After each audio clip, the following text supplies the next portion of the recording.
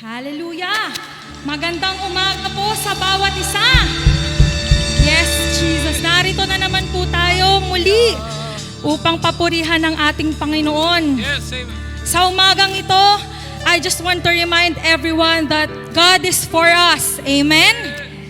God is with us. Gaano man sa tingin natin na siya ay malayo, always remember that He is right beside you. Not just in this moment, but in every moment. Amen? Our God is able and He is faithful. Yes, Jesus! We praise you this morning, O God!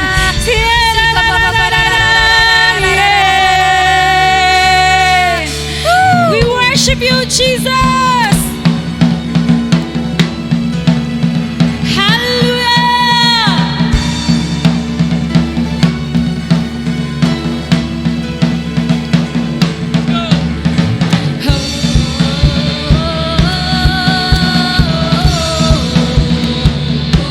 Jesus, we welcome you.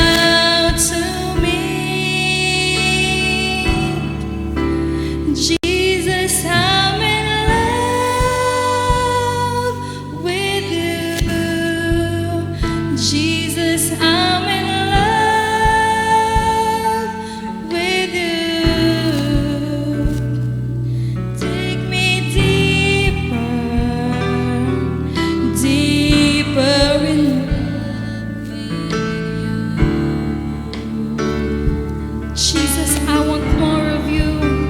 Jesus, I want more of you. Jesus, I want more of you.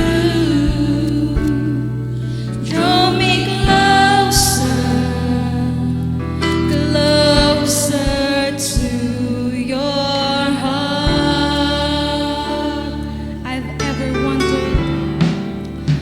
I've ever wondered how much I love you. Much I love you. Every day I'll spend in your presence, giving all to you. I never want to be far away from you, Lord. Be far away from you.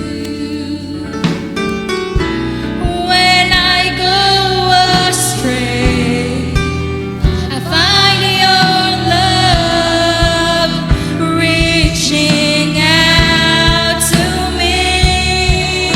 Jesus, I'm in love. Jesus, I'm in love with you.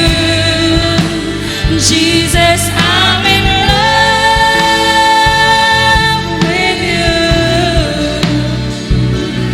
Take me deeper in love with you. Jesus,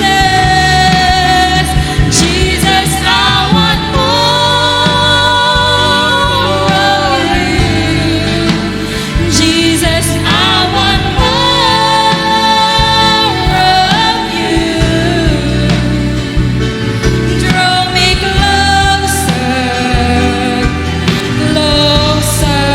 to your heart. Jesus, I'm in love with you.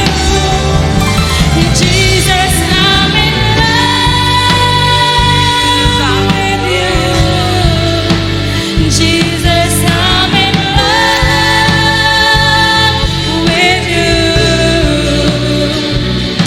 Take me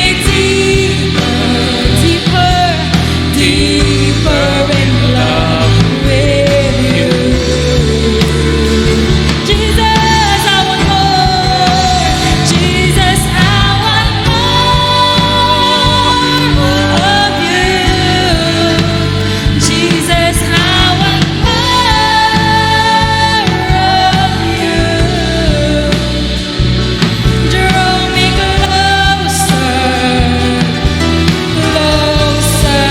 to your heart.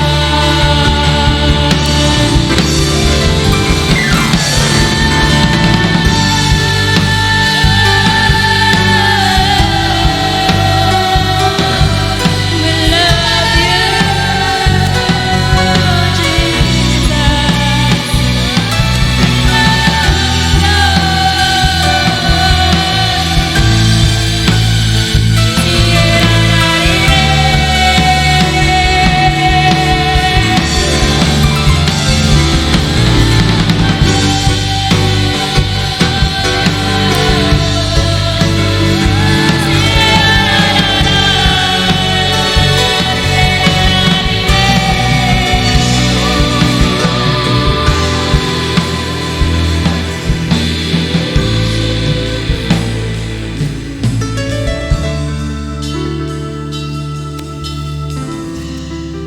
How much do I love you? So much that my heart can't live without. How much do I want you? So much that I'll give my life for you. How much do I love you, Jesus? So much that my heart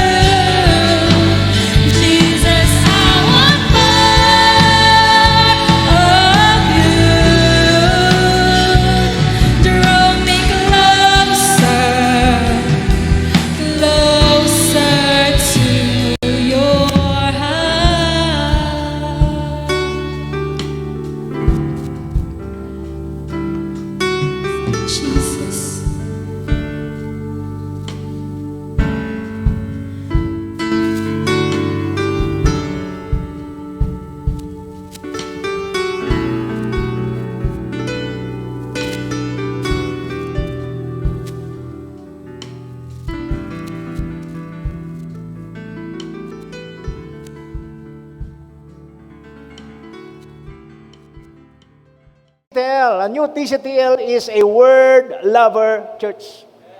A word lover church. Tingnan huli nyo. During the pandemic, families come together to pray. During the pandemic, God helped every family to form that family altars, family praying together. It's a pathway for us to live in Psalm 91. Hindi lamang ho yun. Actually, noong last Sunday, face-to-face po natin, nag-meeting po kami ng elders. Ang napag-usapan namin, ano ang gagawin natin na magsasara mga church? So initially, ang nasa isip ko, every Sunday na lang, online. The first time na mag-preach ako online, and then I realized, hindi pwedeng weekly lang ang salita ng Diyos darating sa inyo. I realized, mga kapatid, dahil araw-araw wala po kayong ginagawa sa inyo mga tahanan, God gave me that grace. Okay? Through the help of Archie, ni Jean, nila Chris, nagkaroon po tayo ng daily. Noong mga first week, live. Ngayon lang ako the first month ba? Ilang months tayo? Live, daily. Ako mismo nagulat, hindi ko ho kaya before na magturo live, araw-araw.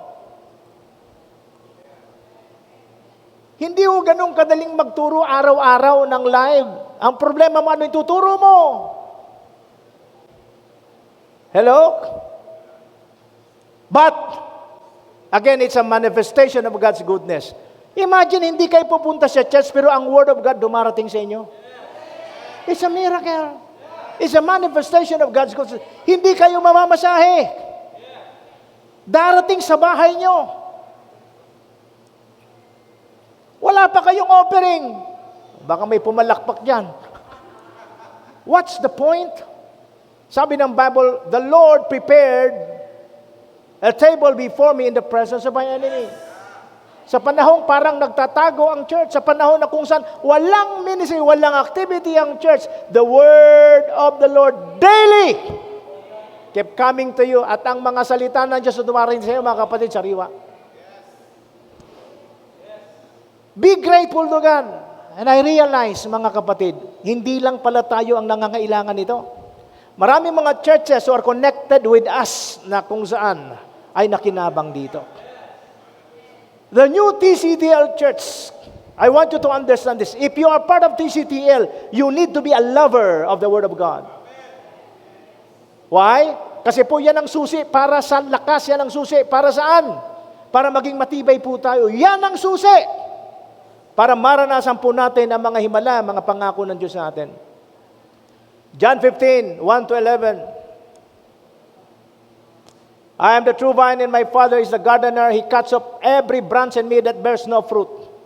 While every branch that does bear fruit, He prunes so that it will be even more fruitful. You are already clean because of the word I have spoken to you.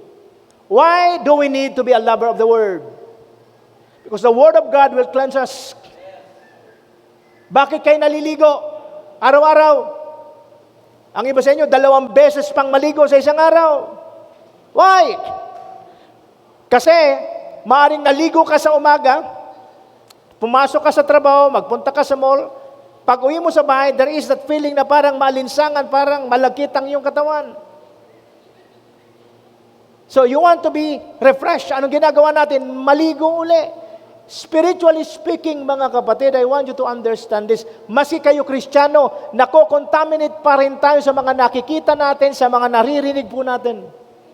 And the way to be cleansed is what? You are cleansed because of the word I've spoken to you. This is the first important thing why you and me need to be a lover of the word. It will cleanse us. Remain in me, and I also remain in you. No branch, ikaw yon, can bear fruit by itself. It must remain in the vine. Neither can you bear fruit unless you remain in me. I am the vine, you are the branches. If you remain in me and I in you, you will bear much fruit.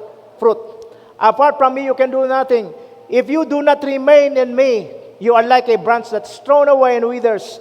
Such branches are picked up, thrown into the fire and burned. If you remain in me, if you remain in me, and my words remain in you, ask whatever you wish, it will be done unto you. The key, makinig kayo, the key to answer prayer is let the Word of God dwell in your heart richly. That's the key. Why? Because when you have the Word of God in your heart, it will what? Teach you what to pray, what to ask. The Word of God will check our motivation and intention why we are asking these things from God. Maraming mga mananampalataya ayaw na mag-pray. Bakit? Pakiramdam nyo, ang Diyos ay hindi na tumutugon sa panalangin. Bakit? Marami tayong panalangin hindi natatanggap o hindi sinasagot. You know why? Most of the time, ang inihingi natin ay hindi kalooban ng Panginoon. But when our heart is filled and saturated with the Word of God, ang unang tuturo sa inyo ng Word of God ay humingi lamang ng kung ano ang kalooban ng Diyos. The moment you ask God, according to His will, anything according to His will, He will answer. But, papaano ka matututong humingi ayon sa Kanyang kalooban, sa panahon ng Kanyang kalooban, when the Word of God is in our hearts? Ano sabi niyan? If you remain in me and my words remain in you, ask whatever you wish, it will be done for you. This is to my Father's glory, that you bear much fruit, showing yourself to be my disciple. As the Father has loved me, so I have loved you. Now remain in my love. If you keep my command, if you keep my words, you will remain in my love, just as I have kept my Father's command and remain in His love. I have told you this so that my joy may be in you and that your joy may be complete. Another scripture.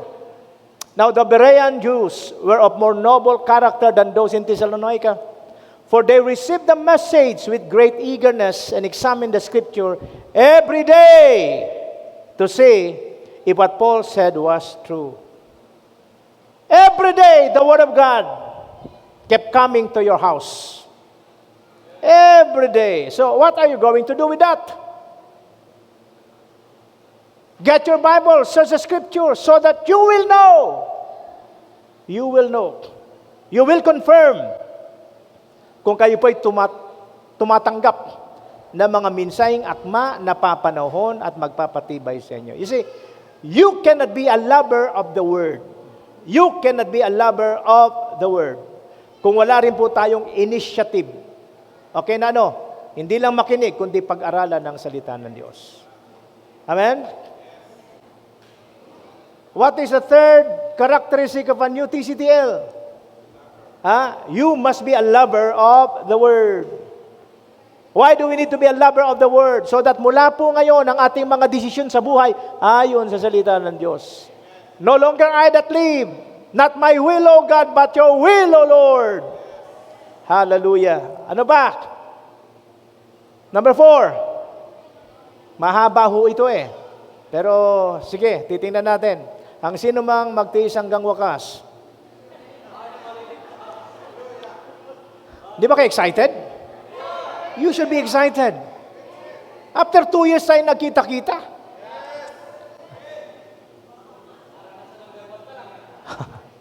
The fourth characteristic of a new TCTL is that we are a covenant-honoring church. A covenant-honoring church. Ano ang Tagalog ng covenant? Ang ibig sabihin niya, walang iwanan, walang laglagan. Walang iwanan, walang laglagan. Kanina binanggit ko, walang perpektong magulang. Wala ring perpektong pastor. Wala ring perpektong miyembro. But we have a perfect covenant na tinanggap mula sa Panginoon. And in this covenant, God is in the center of it. Therefore, maski hindi ka perpekto, maski hindi ako perpekto, mayroon tayong perpektong Diyos na nangako, gagawin ko ang sinabi ko sa iyo. Paano natin mararanasan to? Pakisabi sa katabi niyo, walang iwanan, walang laglagan. Minsan, hindi nyo maiwasang makarinig kayo sa akin ng masasakit na mensahe. Masasakit na salita. Bahagi ho yan. Ng trabaho ko bilang pastor nyo, I'm using the Word of God because the Word of God cleanses us. The Word of God prunes us. Hello? Alam po ninyo isang malungkot na balita. This pandemic, mayroon po tayong mga kapatid na namatay. Ang huling-huli ay si Tatay Mong. During pandemic, si Brother Joby. Sino pa? Sino pa? Si Joby, dalawa. Okay. Well, sila ay nasa Panginoon na. Pero mayroon ding malungkot sapagkat I think we have 3 workers who left the group. Sa panahon, mga kapatid ng technology, napakadali ring just click, left the group.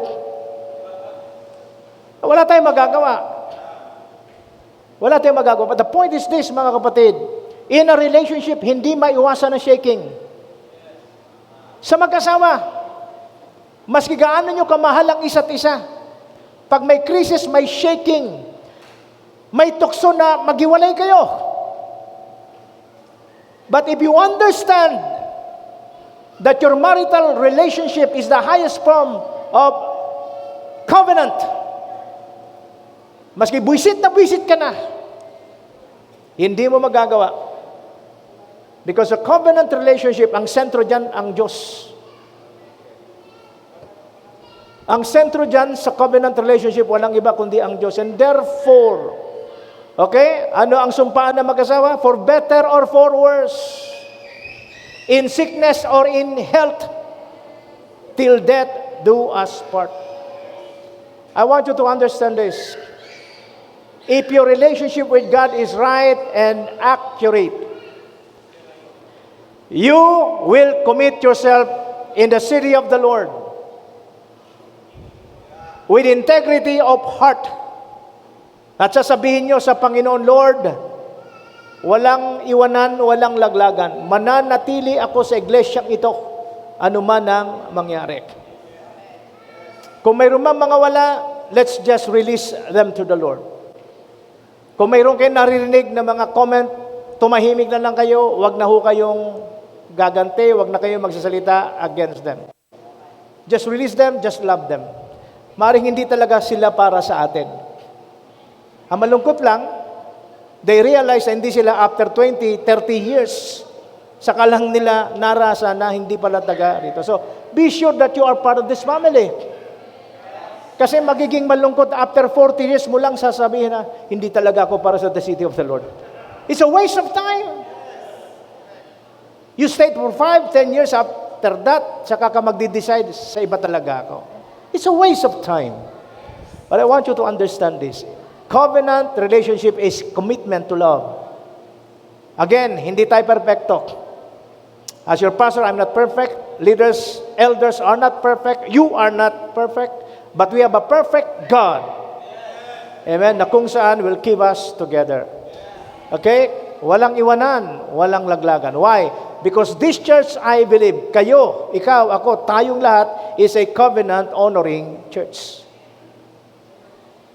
The Lord said to Abraham, go from your country, your people, and your father's household to the land I will show you. I will make you into a great nation. I will bless you. I will make your name great, and you will be a blessing. I will bless those who bless you, and whoever curses you, I will curse, and all peoples on earth will be blessed through you. You see, God has a promised blessing to those who knows how to live in covenant. Laging may pagpapala ang Diyos sa kanyang mga anak na tapat sa kanyang tipan. Kaya lang may requirement na kinakailangan tayo makomply. Genesis 17:1-8. Alam po ba ninyo ang taong lumipas? Genesis 12, pagkatapos Genesis 17, nung muling mangusap ang Panginoon, tingnan po natin to. When Abraham was 99 years old. Anong edad ni Abraham sa Genesis 12, verse 1? 75. After 24 years, pakisabi sa inyo katabi, 24. Kung ikaw ay may anak ngayon, 1 year old. After 24 years, 25 na yan. Baka may asawa na yan, may anak na yan. May apo ka na. What happened after 24 years? When Abraham was 99 years old, the Lord appeared to him and said, I am God Almighty. Ano sabi? Walk before me faithfully. Bakit sinabing walk before me faithfully? Kasi bagamat tinanggap ng Diyos ni Abraham ang Panginoon, bagamat naniwala si Abraham sa Panginoon, still, ang lakad niya, pagewang-gewang pa. Hello? May pagkakarnal pa. After 24 years, God spoke again to Abraham, Abraham, if you want to experience the promised blessing in my covenant, walk before me faithfully and be blameless. Then I will make my covenant between me and you and will greatly increase your numbers. You see, hindi nakakalimot ang Diyos sa kanyang pangako, sa kanyang tipan. Kaya lang may requirement, may compliance po on our part. And what is that? Walk before Him faithfully. You see, mga kapatid, this is what God is teaching you today. Honor the covenant. How? By walking faithfully with God. Vertical and then horizontal. Because if you are walking faithfully with God, you will also walk with me faithfully as your leader. What will happen to you and me if we comply with the requirement? Walk before me faithfully and be blameless. Then I will make my covenant between me and you and will greatly increase my number. Abraham fell face down and God said to him, as for me, this is my covenant with you. You will be the father of many nations. 24 years nang nakararaan, akala ni Abraham, nakalimutan ng Diyos. Ang sabi ng Diyos, as for me, you'll become a father of many nations. Younger couples, mayroon kayong mga anak, maliliit pa. I know, mayroon kayong magandang plano sa buhay ng mga anak nyo. I know. Walang magulang na kung saan nagnanasang mapahamak ang inyong mga anak. Remember, God said, surely, Abraham will teach his children the ways of the Lord.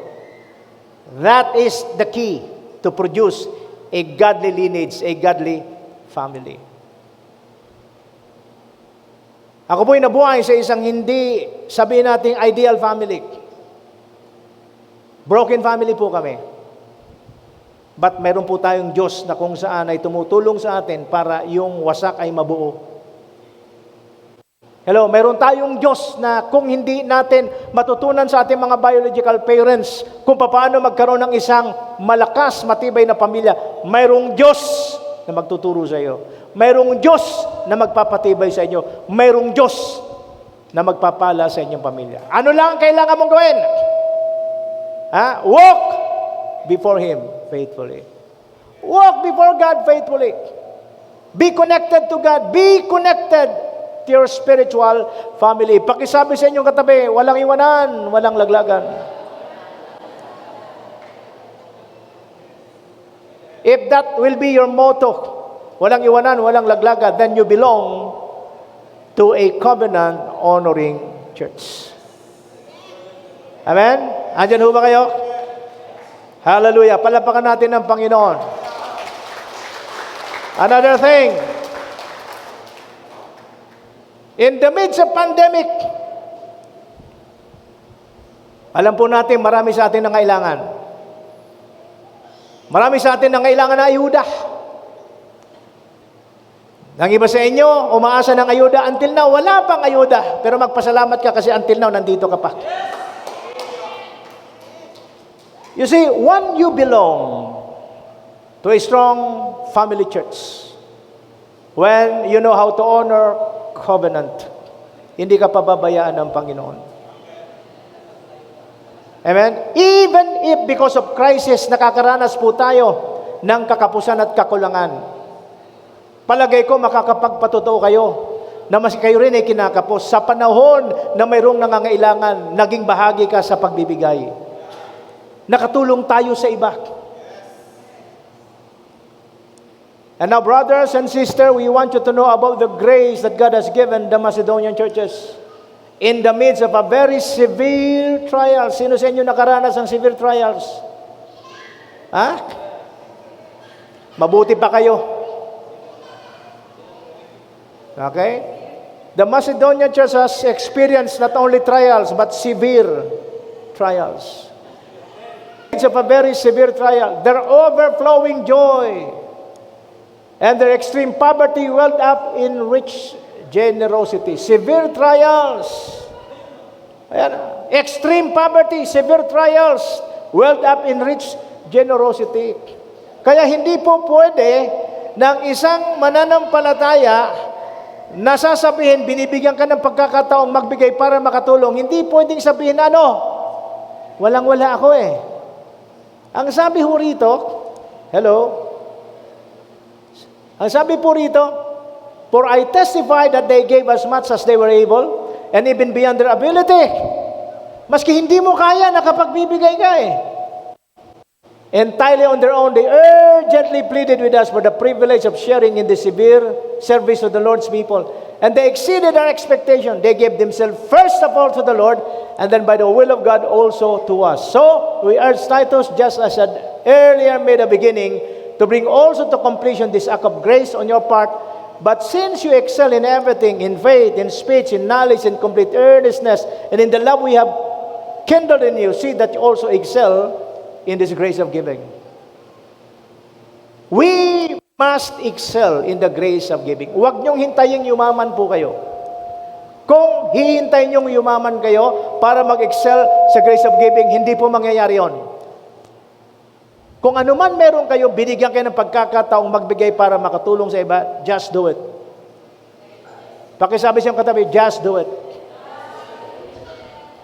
In my entire life as a Christian, in my entire life, during these 2 years of pandemic, dumaan po sa aking kamay ang napakalaking halaga ng pagpapala during this pandemic. Ayaw ko nalang banggitin sa inyo ang amount. Magugulat po kayo at i-chismis nyo pa. Beyond what you think, what you can imagine. In fact, sa ano na lang, sa churches na lang. You remember Ulysses? Ikaw, ako, mga connected sa atin nagbigay, more than 1 million. More than 1 million. First time mo natin nag-raise up ng fund, makatulong po sa tinamaan ng bagyo. More than 1 million. Kasama sa report ko yan, nabasa ninyo. Sa panahon ng pandemic, nakapag-raise up po tayo ng more than 1 million to help those who are in need. We are in the forefront of this fundraising. Sa panahon na maraming pastor ang na-dislocate dahil wala pong church worship service sa kanilang church. Ang iba ho na walang internet, talagang nakakaawa kasi marami miyembro na kung saan pag hindi na nakaka-attend sa church, pati yung tithes and offering, hindi na rin nakakarating. Ang ibang pastor, yun ang kanilang bread and butter. Maraming pastor yun na naghirap. Praise be to God. In my entire life and ministry, during this pandemic, naranasan ko paano dumaloy ang napakalaking pagpapala para abutin ng iba. The city of the Lord is a generous giving church. And so sa mga pagkakataon na may pangangailangan, hindi lang tayo kundi iba, naniniwala ko, this will be your trademark. This will be your trademark. You will not only be a giving church, you will become a supplier to others. Hallelujah. Suppliers in the kingdom of God. Ano ba? Number 6. We are an alliance-committed church. We are an alliance-committed church. Sa panahon ngayon, you will see the importance of alliance. Ano bang Tagalog ng alliance? Ha? Samahan.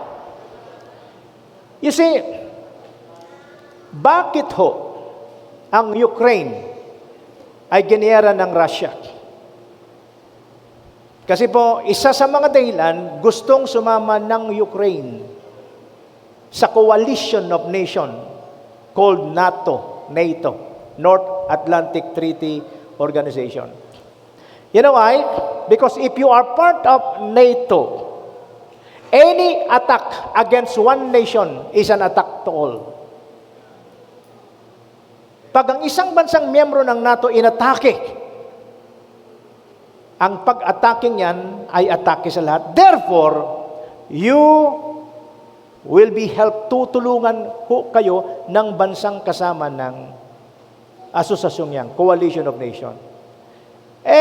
Anong nangyari sa Ukraine? Siguro nagtataka kayo, bakit hindi tulungan ng NATO? Kasi until now, they are not part of NATO. And therefore, tali ang kamay ng NATO. Kaya kawawa ang Ukraine, isang maliit na bansa, binubuli ng napakalaking bansa. In the natural, yan din po ang nangyayari sa isang tao o sa isang iglesia na masyadong independent-minded o walang alyansa na kinabibilangan. A pastor of a church na isolated, independent, walang alyansa, walang koalisyon. Sa panahon ng kanyang pangangailangan, walang tutulong sa kanya. Hindi ba, Pastor, body of Christ yan? Yes! Body of Christ yan. Pero alam po ninyo, ang tulong ay hindi automatic na dahil kay bahagi ng body of Christ, dadaloy sa iyo. It's like this. We are a local church, a body of Christ. Kung may isa sa inyo na nangangailangan na ospital ang asawa mo, pero wala kang mga kaibigan dito sa pamilyang ito, maski mag-announce ako, kung may tutulong man, baka napipilitan lang o maliit ang ibibigay. But if you are a part of this church, body of Christ, and you are not only connected with me, you are connected to others. Nalaman na may emergency ka, maski hindi ka manghingi, sila ang tatawag sa iyo, ano ang maitutulong ko? That is how relationship works. Even in the release of blessing, in protection, kapatid, napakahalaga ng strongly connected tayo sa isa't isa. Same with churches.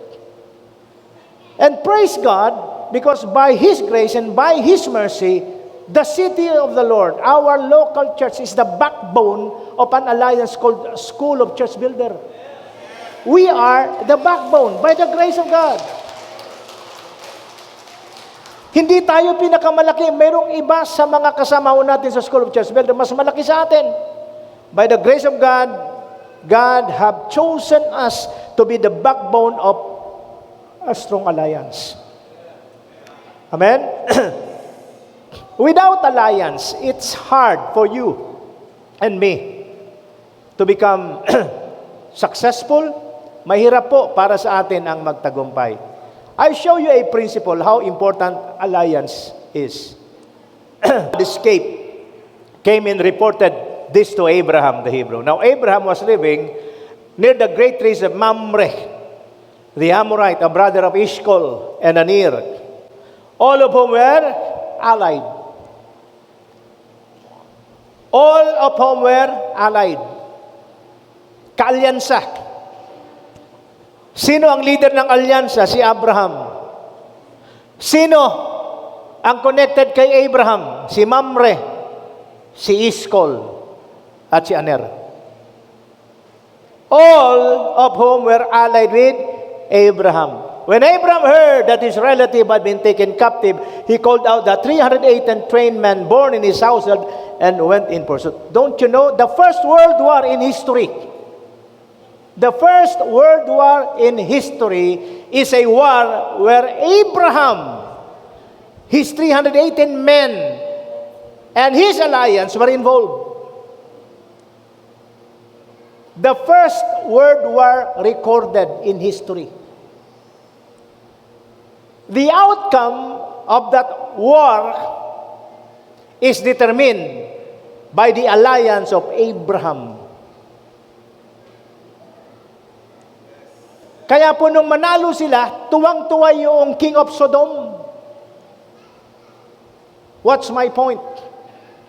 If you want victory after victory, if you want breakthrough upon breakthrough, be strongly connected with the alliance. And by the grace of God, the City of the Lord Church is the backbone of the Alliance of School of Church Builder. Kasama ho kayo ron. Hallelujah. Lastly, number 7. Destiny Pursuing Church. A new TCTL has a clear destiny in focus. What is our destiny? We are destined to fulfill the Great Commission. All authority in heaven and on earth has been given to me. Therefore, go and make disciples of all nations, baptizing them in the name of the Father, Son, and of the Holy Spirit, and teaching them to obey everything I have commanded you. And surely, I am with you always, even to the end of the age. You and me are destined to fulfill the Great Commission. And what is that Great Commission? Huh? Preach the gospel. Ano ba? Disciple those who are converted. Yan po ang mga susunod na pag-aaralan po natin. Okay? We are destined to build the body of Christ. We are destined to build the body of Christ. We are not only mandated to go and preach the gospel, but God has given us the anointing in the mandate to help churches be built up strong. And we are going to fulfill that mandate. We are going to pursue that destiny. Ang sabi ho rito, Christ Himself gave the apostle, the prophet, the evangelist, the pastors, and teacher to equip His people for works of service, so that the body of Christ may be built up until we all reach unity in the faith and in the knowledge of the Son and become mature, attaining to the whole measure of the fullness of Christ. Then we will no longer be infant, tossed back and forth by the wave and blown here and there by every wind of teaching and by the cunning craftiness and people in their deceitful scheming. Instead, speaking the truth in love, we will ano yan? Grow to become in every aspect mature body of Him who is the head, that is Christ. From Him the whole body joined and held together by every supporting ligament grows and builds itself up in love as each part does its works. Ang scripture na to ay nagtuturo sa atin that the city of the Lord is destined to help other churches become strong. Being strong is not determined by numbers.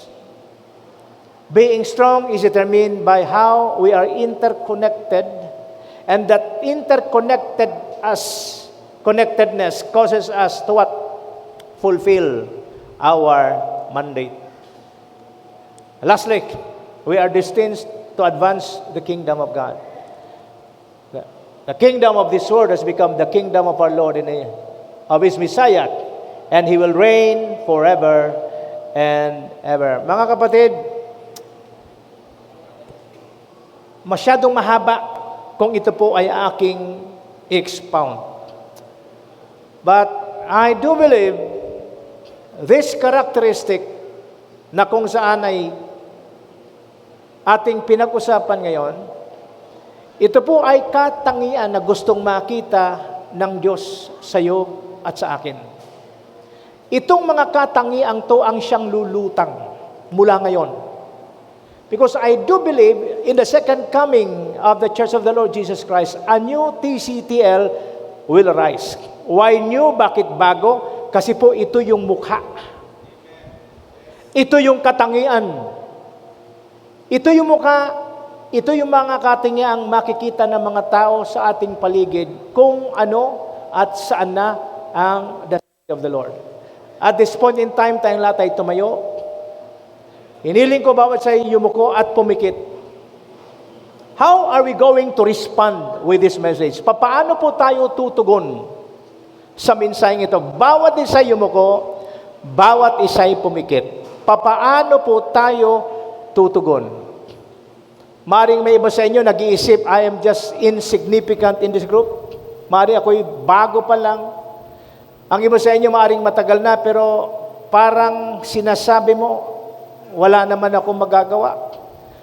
I want you to understand this. This word has been released to you today in this place.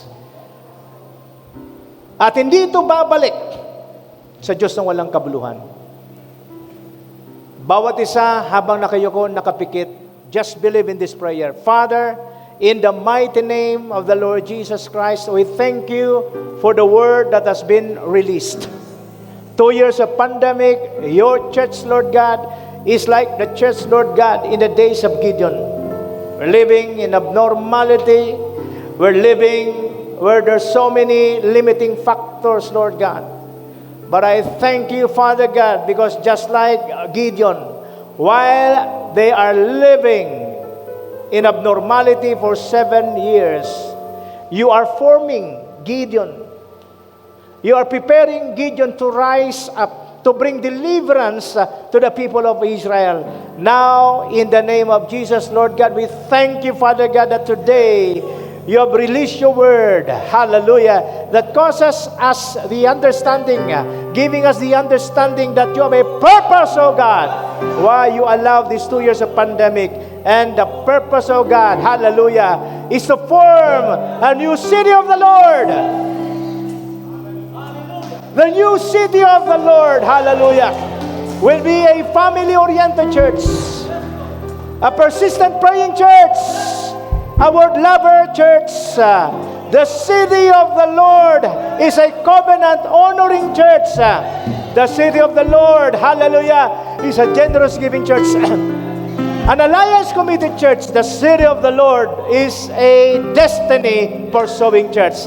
Father, in the name of Jesus, we just believe, naniniwala po kami na anuman ang tinuran mo, anuman ang sinabi mo, Panginoon, para sa iglesyang ito, ito'y mangyayari because you who began a good work in us, you are faithful, Father God, to bring it to completion. We just allow your power to move. We just allow your spirit, your grace, oh God, to work. In the name of Jesus, we welcome you, Holy Spirit. We welcome your grace. We welcome your mercy. We welcome your power, Lord God, to move so that what you have said, what you have prophesied, Father God, in this church, it shall come to pass in the name of Jesus.